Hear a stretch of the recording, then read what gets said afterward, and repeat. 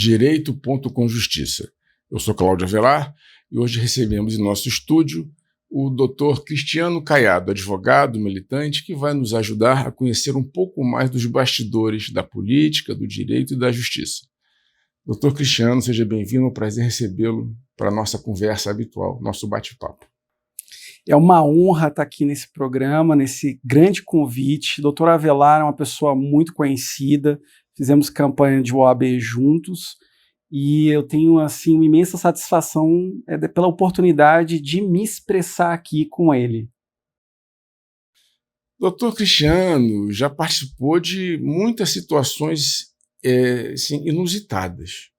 Eu ouvi dizer que o senhor uma vez foi preso em flagrante por ordem de um ministro do STF. Isso é verdade? Como é que aconteceu isso? Sim, isso é verdade. Infelizmente, eu tive o meu direito de me expressar violado por um ministro do STF. Em um avião, eu fui detido porque eu disse simplesmente: eu tenho vergonha do STF. O avião em pleno voo. O avião não estava em pleno voo quando eu me aproximei, né? Eu fiz essa intervenção, essa opinião. O avião estava parado, né? Ainda estava aterrissado, e eu falei com muito respeito, né? Falei com todo o respeito do mundo, sem querer ofender. Eu só me expressei uma opinião, expressei um sentimento, né? E a partir daquele momento eu sofri uma perseguição. Eu fui durante anos implacavelmente perseguido como um inimigo do Estado. Eu fui acusado de incitar os passageiros, com a aeronave parada, eu fui acusado de colocar em risco a segurança de um voo, colocar em risco um avião e derrubar o avião. O senhor foi acusado por quem? Assim? Eu fui acusado pelo ministro Ricardo Lewandowski, atual ministro do Supremo. Ele me acusou, fez diversas acusações levianas contra mim, infundadas, inverídicas, um testemunho dele que ele deu à Polícia Federal. Falou que eu incitei os passageiros a atacarem o Supremo, que eu gritei dentro do avião. Mas essa cena ela foi registrada em vídeo. Alguns passageiros filmaram, acho que o senhor filmou também, se não me engano, alguma parte disso. Foi bom, até porque garante a lisura do fato, né? Sim, correto.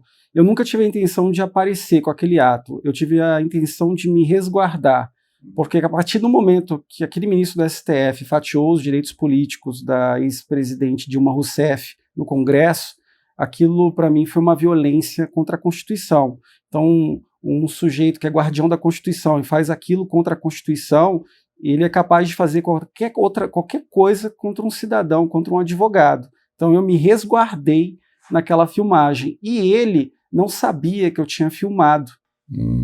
Então foi isso. Como é que foi a situação? Depois dessa cena, dessa elevação da temperatura, né? Como é que foi assim, a saída do avião? Como é que foi esse momento pós-avião? O avião aterrissou e aí como é que foi?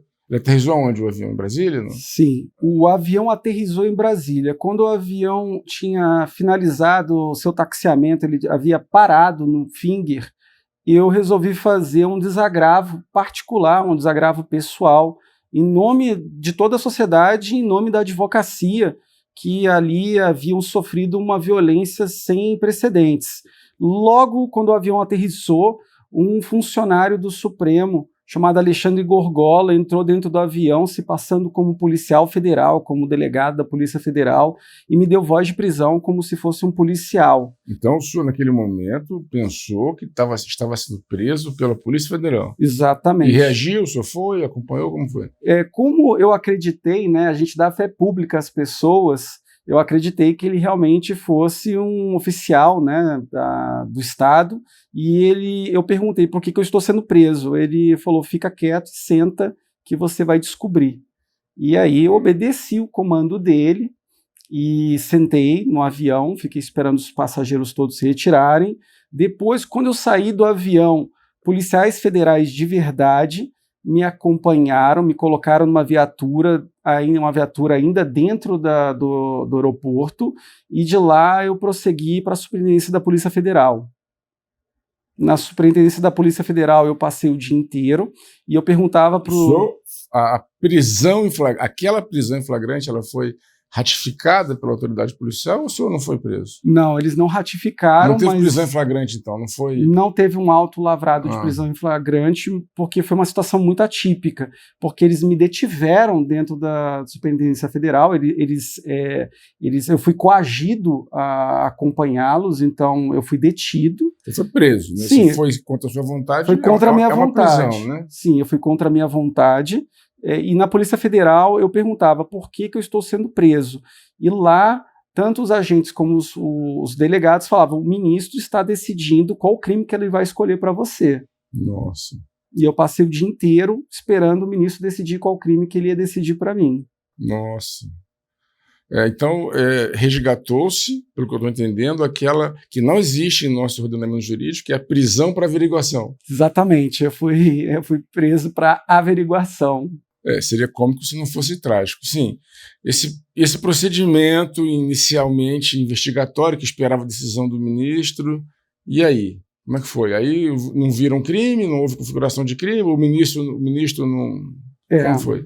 O ministro Lewandowski, ele oficialmente, ele soltou uma nota oficial, né, como ministro, né, institucional, dizendo que eu havia cometido um crime de desacato contra o Supremo Tribunal Federal. Isso tem registro, foi uma nota oficial. E quem estuda direito, quem entende de direito, sabe que você não pode cometer um crime de desacato contra um ente que não é vivo. Pessoa jurídica. Então, assim, foi uma coisa muito absurda mesmo, né? E depois eu respondi um processo, um inquérito, um processo administrativo, um inquérito, né? Eu fui indiciado.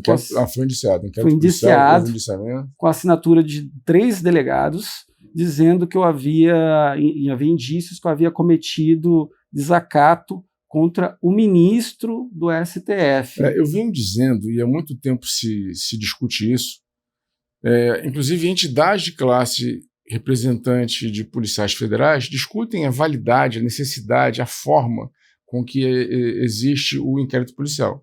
O inquérito policial é uma jabuticaba brasileira que só existe dessa forma no Brasil e mais alguns países que foram antigas repúblicas, antigas colônias portuguesas. Esse modelo que se mistura com inquisitório e com acusatório só existe aqui. Você é acusado pela polícia que não acusa, você é julgado porque a polícia comete o indiciamento, que é um pré-julgamento. Então, assim, é muito complicado a pessoa responder, se defender na fase policial se ele não está sendo acusado, mas está. E não pode se defender. É complicado, né? Como é que ficou esse desenrolar desse inquérito? Já foi concluído? Houve o julgamento final? Como é que está isso?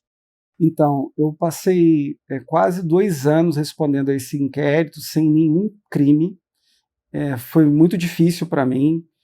Foram diversas, centenas de noites mal dormidas, porque o Supremo começou a ter uma postura de opressão contra os seus críticos. Então nós tivemos até um general, uma pessoa honesta, conhecida da cidade, general Paulo Chagas, que teve uma busca e apreensão dentro da sua residência, simplesmente criticar o Supremo. Uma possível prisão minha era algo que muitas pessoas próximas estavam me alertando, porque paralelo a responder esse inquérito policial, eu tinha uma série de acusações que eu não tinha acesso, porque havia também uma questão de eu ter posto a segurança nacional em risco. Doutor Cris, nós vamos fazer um pequeno intervalo, esse assunto é muito interessante, rende, e daqui a pouco a gente volta para ouvir a continuidade dessa história incrível que o doutor Cristiano está nos contando.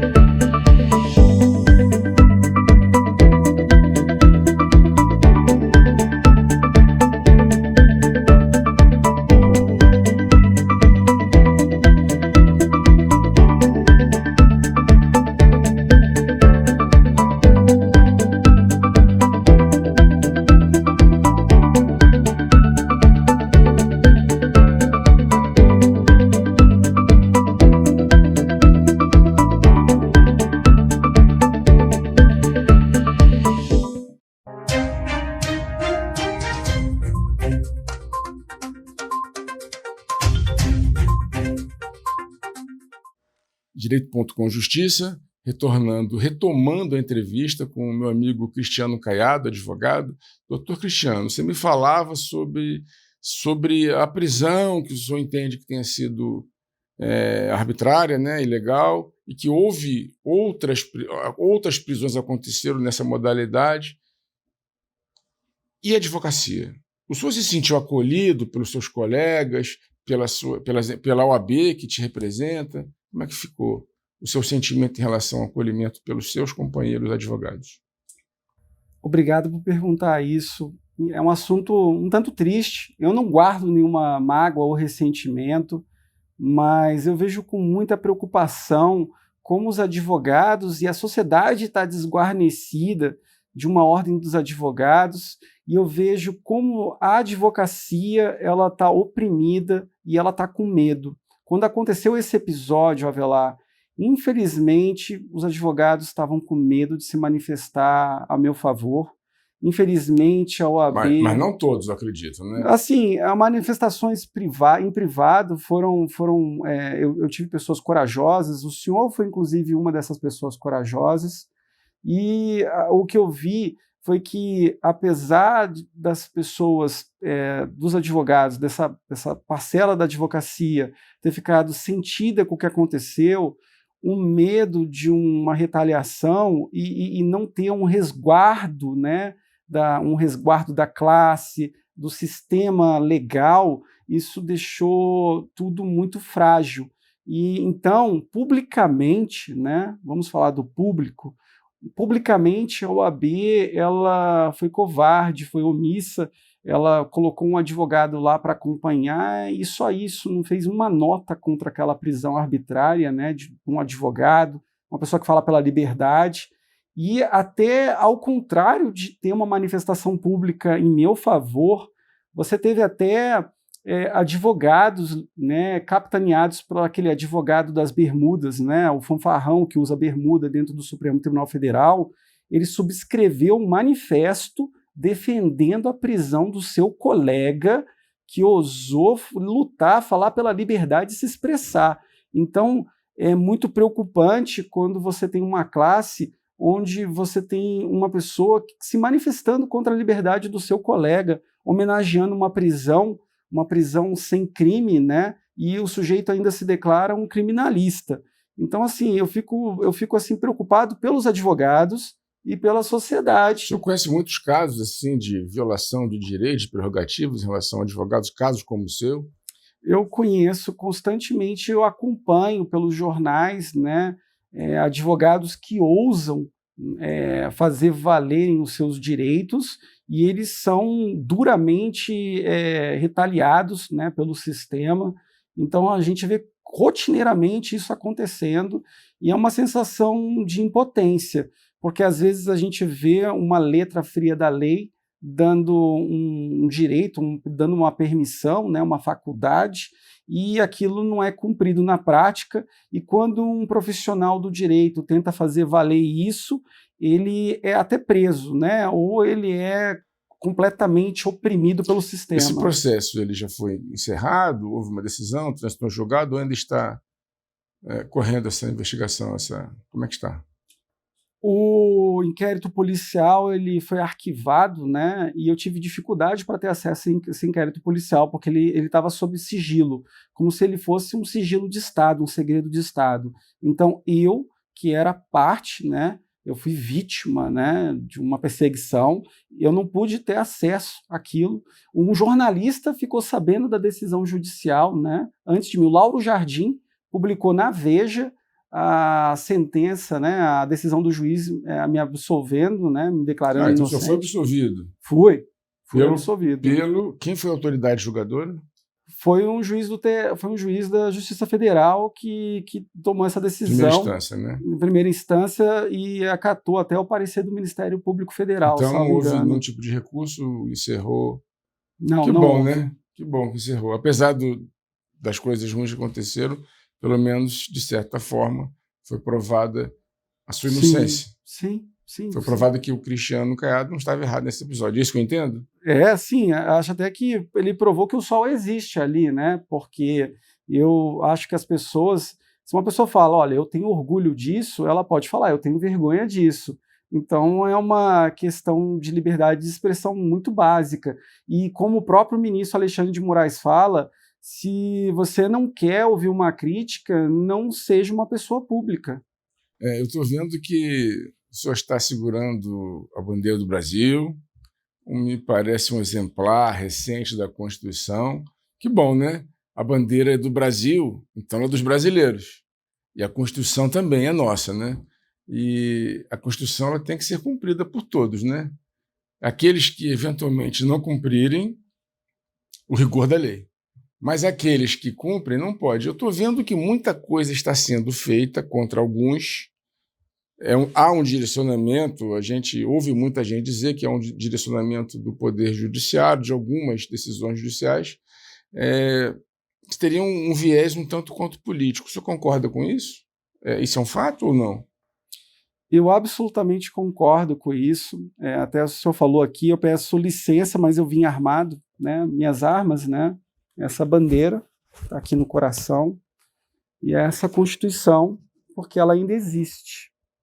Enquanto eu estiver respirando, isso aqui a gente faz valer. É para ser cumprida, né? É para ser cumprido. Isso aqui a gente faz valer com a coragem, com a nossa voz. Se a gente não tivesse espaço, né, a gente não pudesse expressar, a gente não tem como fazer cumprir, né, os anseios da Constituição. Pois é, a censura não existe, né? A censura prévia foi abolida pela Carta Magna de 88. E temos visto algumas considerações, alguns pró-direita, ou pró-esquerda, ou pró alguma coisa, que dizem que algumas dessas repressões, alguma dessa repressão está sendo feita em nome da democracia. É democrático? É antidemocrático se manifestar? Não, não é antidemocrático, até é um direito e é um dever todo cidadão se expressar. E quando a gente é tolhido desse direito, desse dever, a democracia ela rui, porque a força de uma democracia está na liberdade de um povo, na capacidade de um povo de se expressar. Então, num país onde você tem jornal fechado, um país, né, onde está sob a vigência da Constituição Cidadã, né, um país que lutou pelas diretas já, um país como o nosso, que você tem um jornal, como foi a Cruzoé, que foi censurada, né, pelo Supremo Tribunal Federal, você teve o Telegram, que é um meio de comunicação em massa, censurado, num caso completamente de violação, né, à Constituição, porque a gente tem que seguir os rigores da lei, do procedimento da lei.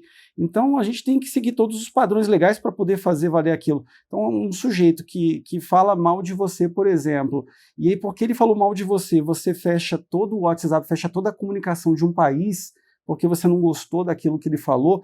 Então, assim, não tem um escritório aqui no Brasil, então a gente tem que fazer o procedimento certo para poder ter um escritório no Brasil. Mas não é usando de desculpa uma desavença pessoal, uma desavença pública, que a gente fecha uma ferramenta que é uma ferramenta de utilidade da sociedade toda. É difícil, né? A internet é um território livre, quase 100% livre, né? E todas essas amarras que se tenta impor, seja no Brasil ou em qualquer outro lugar do mundo, também tem as brechas, tem os lados, né? Para cada ferramenta, para cada doença vem uma vacina, né? Para cada vírus que é implantado no sistema de internet, no sistema de informática, tem uma vacina. E muitas vezes quem propõe a doença propõe a cura. Então a gente sabe que muito desse rigor, eu imagino que muito desse rigor que venha aparecendo, reprimindo essa repressão contra a livre expressão, né? Eu sou a favor da livre expressão 100%, eu sou 100% democrático, nosso programa não tem nenhum tipo de viés ideológico, político, partidário. Sempre a gente tem que garantir sempre o direito à expressão. E os abusos são punidos na forma da lei, do Código Penal, né? É por aí. Mas vamos fazer mais um intervalo. Daqui a pouco a gente volta continuando esse bate-papo solto, alegre, com o advogado Dr. Cristiano Caiado.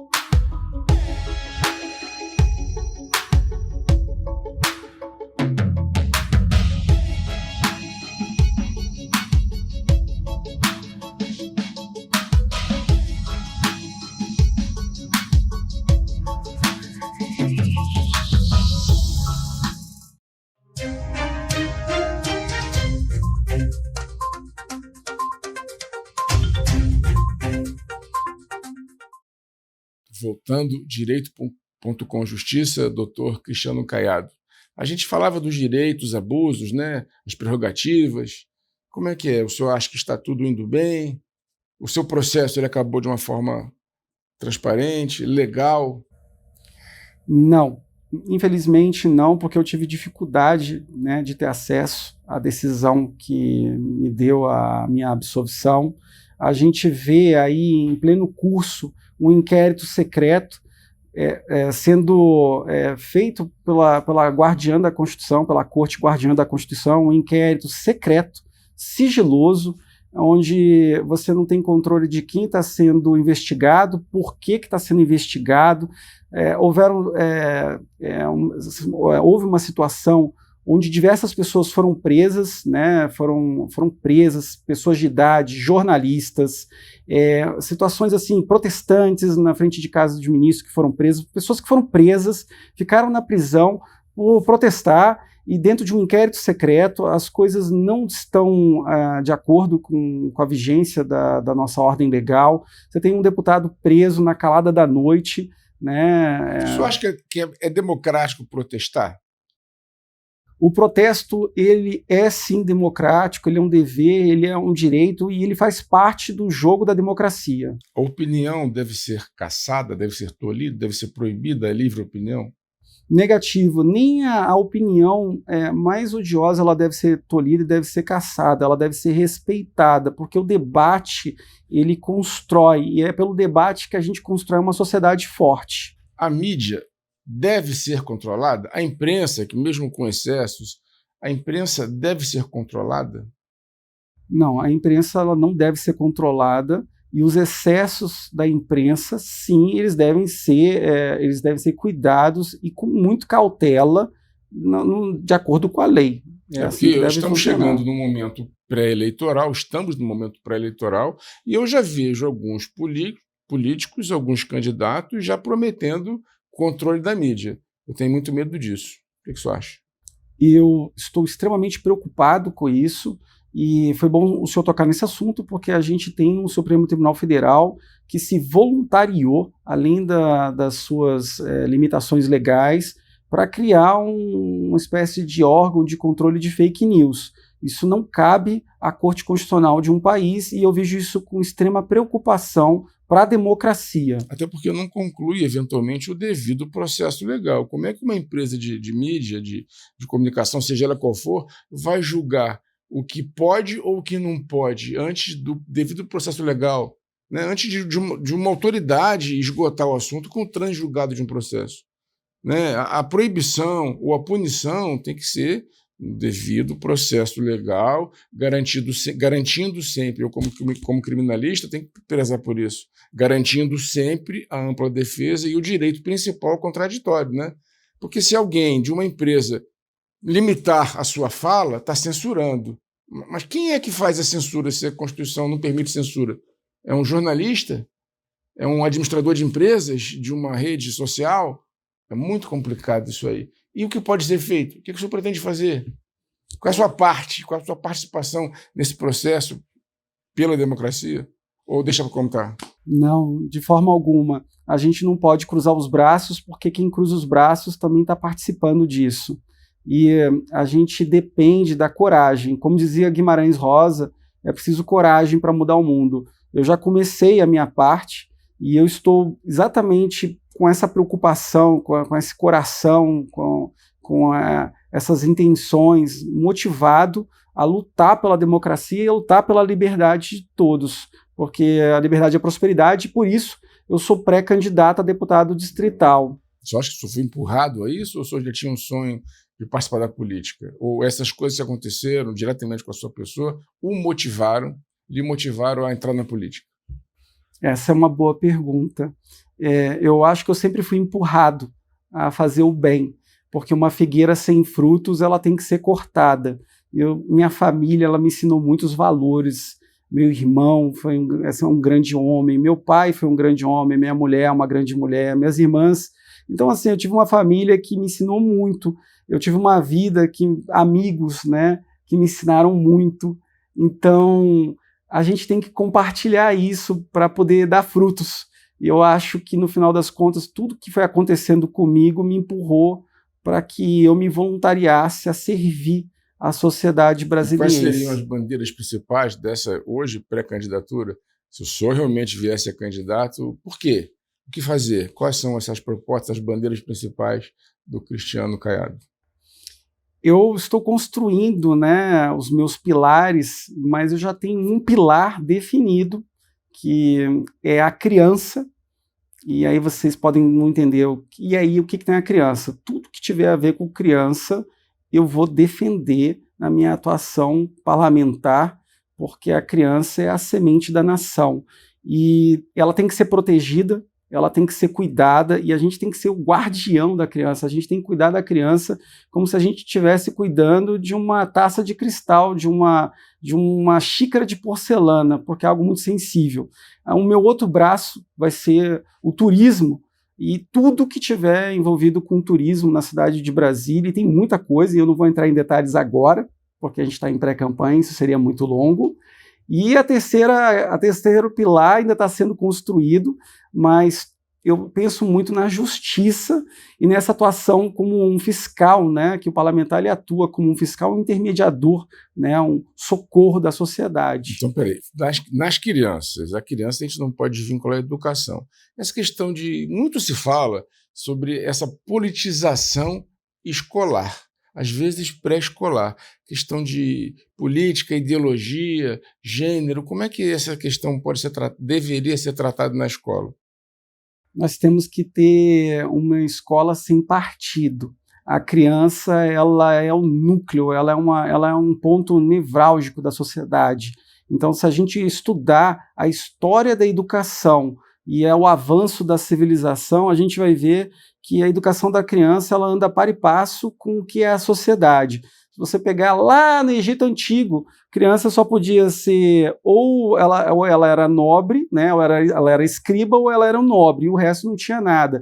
E a gente teve toda uma evolução. O ponto que eu estou querendo chegar é o seguinte: a criança vai refletir a sociedade. Então, quando você pega, por exemplo, no socialismo, né, ou quando você pega no nazismo, o que eles faziam com a criança, a juventude de Hitler, ou então a juventude socialista, era simplesmente inocular veneno, inocular doença naquelas veias puras das crianças para reproduzir aquele sistema odioso e horrendo que a gente viu o mundo sofrer.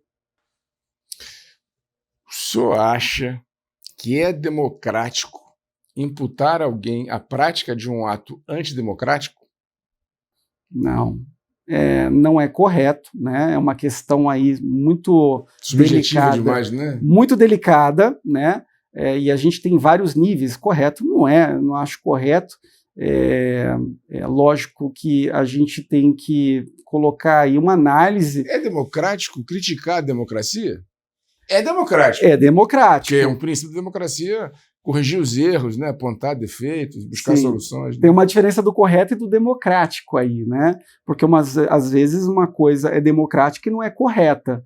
Okay. E não é legal, ou é legal. Então a gente tem que fazer essa análise desses níveis, né? Realmente. Mas é isso. A gente vai fazer mais um intervalo. Daqui a pouco a gente volta para o nosso último bloco, fechando essa conversa muito bacana com meu amigo Cristiano Caiado.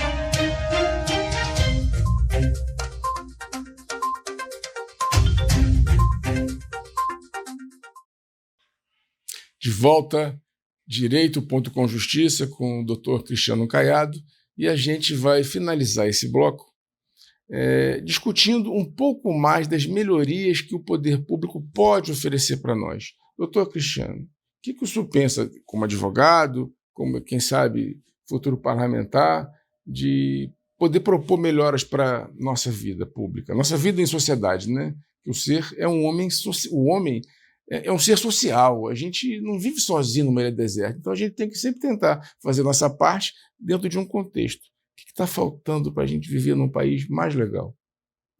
É a questão dos valores, né? E eu acredito que nós devemos ser pessoas de princípios. Então, mais que as regras, eu acredito nos princípios. E um deles é ajudar o próximo. E a gente ajuda o próximo, uma grande ferramenta é a ferramenta política, a ferramenta do Estado.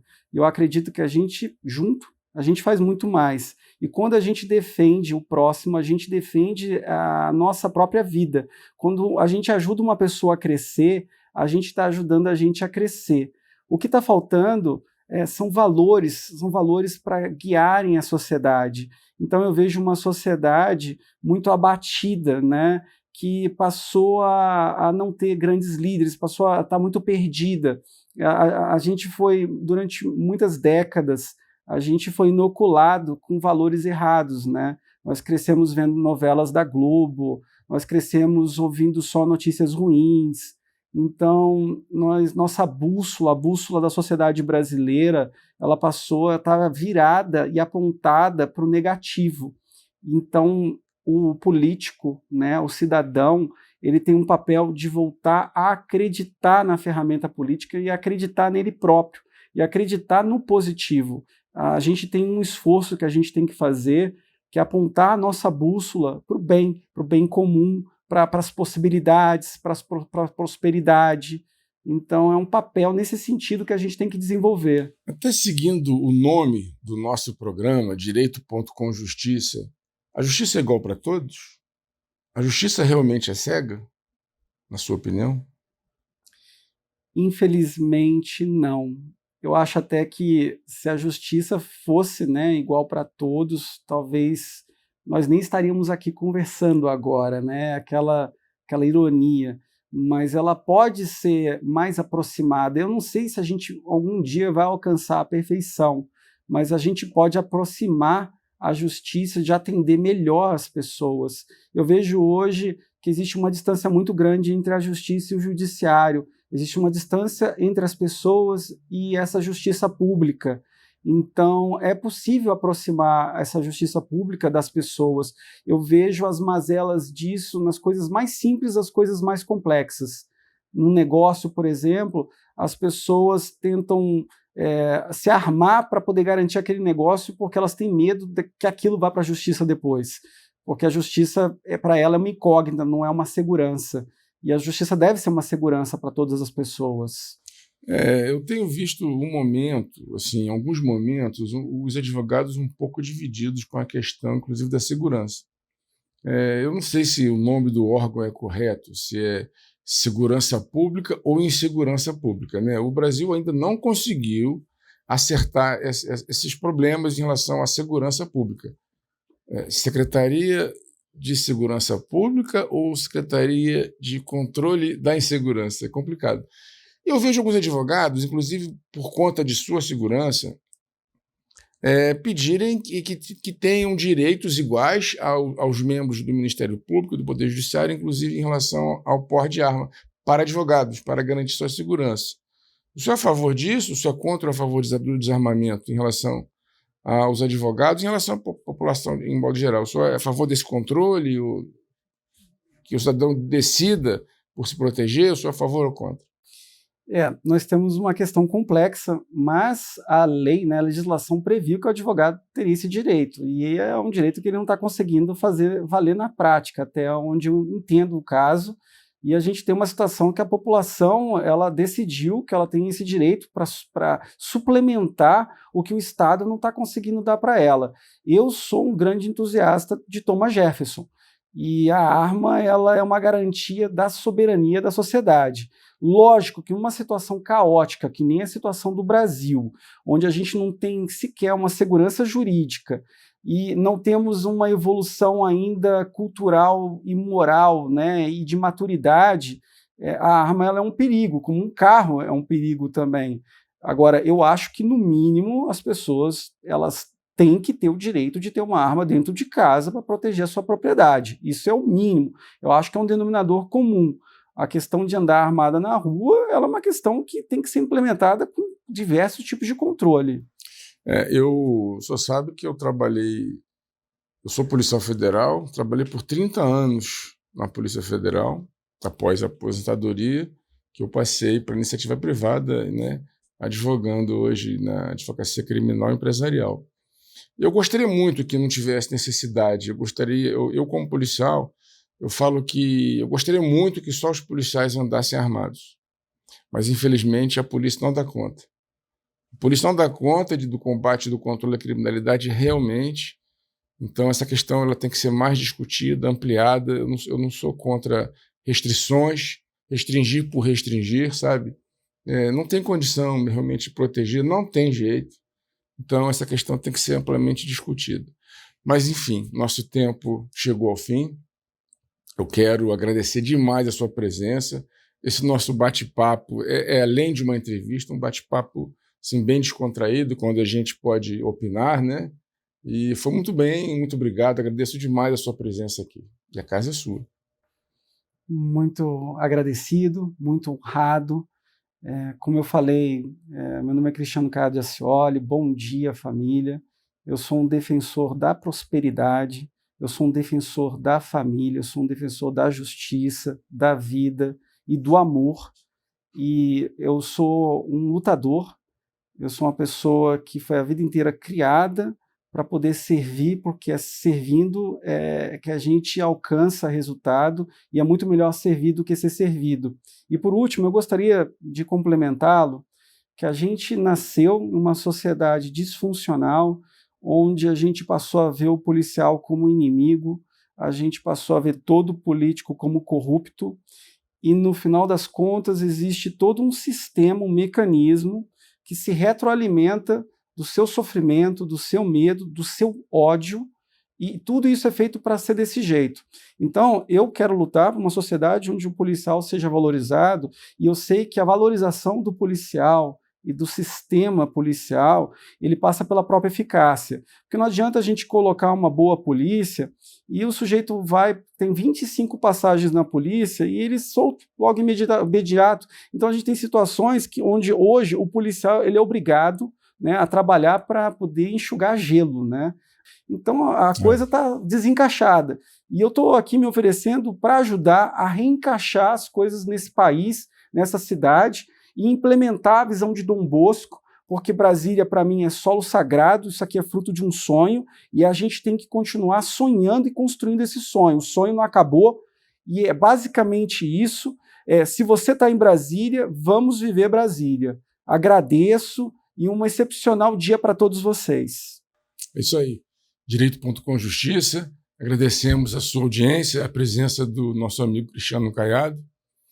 Quem gostou, curte, compartilha, conta para os amigos, divulga. Vamos estar divulgando esse vídeo nas nossas redes sociais, as redes sociais da ABA. Então é isso, gente. Muito obrigado. Até o próximo programa.